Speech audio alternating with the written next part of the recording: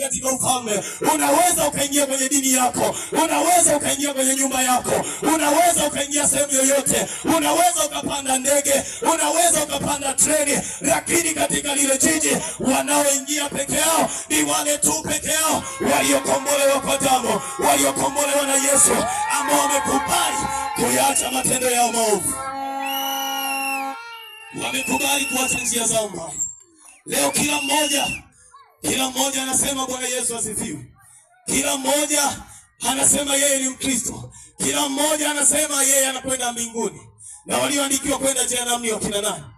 Kila mmoja anasema ya kwamba mimi ninakwenda kwa Baba, ya kwamba mimi ninakwenda kuulisi ufalme. Wakati wewe mwenyewe unajua ya kwamba ni mlevi mzuri, unajua ya kwamba ni mtukanaji mzuri, unajua ya kwamba una wivu wa kutosha, unajua ya kwamba moyoni mwako umejaa uchungu mbaya. Na ndio maana maandiko yanakwambia ya kwamba jioni ya leo urejee kwa Bwana majeshi ili upate kuzaliwa kwa mara ya pili. Matendo yako yageuke, roho yako igeuzwe, matendo yako yabadilike, yamuishie Bwana majeshi, kwa sababu kuingia katika ule ufalme ni pale tu unapogeuka.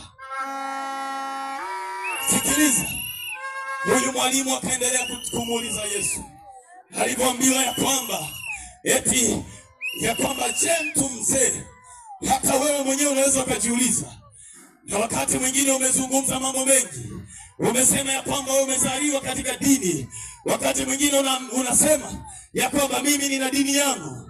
Lakini nikuulize ya kwamba katika dini yako hiyo ambayo wewe uko nayo, je, mbele za Mungu matendo yako na maisha yako yaendana na sheria na amri ambazo Mungu amezisema? Maisha yako yamegeuzwa, roho yako imegeuzwa, maisha yako yamebadilika katika jina la Yesu Kristo. Watu wanaomkimbilia Bwana, hao ndio wanaobadilishwa. Watu wanaomwamini Kristo, hao ndio wanaopokea wokovu. Lakini kama utakimbia na kusema unayo dini yako, haitakusaidia chochote. Ninakwambia ya kwamba, na ndio maana utashangaa, utaona mtu bado anaenda kanisani lakini ni mtukanaji, anaenda kanisani lakini bado matendo yake ni mabaya. Hata mtaani wanakufahamu, kijiweni kwako wanakufahamu ya kwamba wewe ni mkorofi, lakini bado unasema wewe unakwenda kanisani ama unakwenda kusali.